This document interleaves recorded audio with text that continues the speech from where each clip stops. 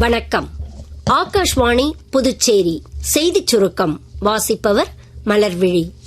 பிரதமர் திரு நரேந்திர மோடி கானா, பிரேசில், நமீபியா ஆகிய 5 நாடுகளுக்கான பயணத்தை வெற்றிகரமாக முடித்துக் கொண்டு தாயகம் திரும்பியுள்ளார்.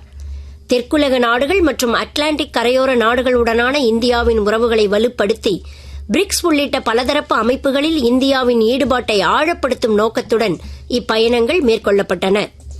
பிரதமர் திரு நரேந்திர மோடியின் 5 நாடுகள் பயணத்தில் இந்தியா முக்கிய சாதனைகளை எட்டியிருப்பதாக பிஜேபி கூறியுள்ளது.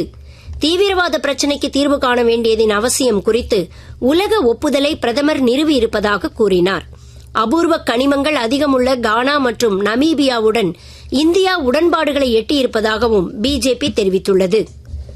குடியரசு துணைத் தலைவர் திரு ஜெகதீப் தன்கர் இன்று புதுடெல்லியில் ஜவஹர்லால் நேரு பல்கலைக்கழகத்தின் முதலாவது வருடாந்திர கல்வியியல் மாநாட்டை தொடக்கி வைத்தார். ஐரோப்பாவில் பல்கலைக்கழகங்கள் தோன்றுவதற்கு பலகாலம் முன்பிருந்தே இந்தியாவில் பல்கலைக்கழகங்கள் செயல்பட்டு வந்திருப்பதாக அவர் தமது உரையில் கூறினார். வங்கி அல்லாத நிதி நிறுவனங்களின் கடன் வசூல் நடவடிக்கைகள் நியாயமான முறையில் கருணை மற்றும் மரியாதையுடன் மேற்கொள்ளப்பட வேண்டியதன் அவசியத்தை மத்திய நிதியமைச்சர் திருமதி நிர்மலா சீதாராமன் வலியுறுத்தியுள்ளார். அவர் இன்று புதுடெல்லியில் என்பிஎஃப்சி கருத்தரங்கில் உரையாற்றினார். புதுச்சேரியில் பிஜேபி மேலிட பொறுப்பாளர் திரு நிர்மல்குமார் சுரானா இன்று முதலமைச்சர் திரு ரங்கசாமியை சந்தித்து பேசினார்.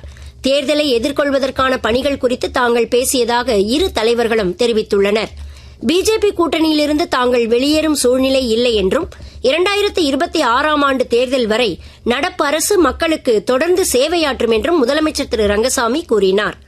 இதற்கிடையே சுகாதாரத்துறை சார்பில் இன்று நடைபெற்ற நிகழ்ச்சியில் கலந்து கொண்ட துணைநிலை ஆளுநர் திரு கைலாஷ்நாதனிடம் முதலமைச்சருக்கும் தங்களுக்கும் இடையே கருத்து வேறுபாடு உள்ளதா என்று செய்தியாளர்கள் கேட்டதற்கு தமக்கு அப்படி ஒன்றும் தோன்றவில்லை என்று அவர் பதிலளித்தார். இத்துடன் இந்த செய்திச் சுருக்கம் நிறைவு பெறுகிறது.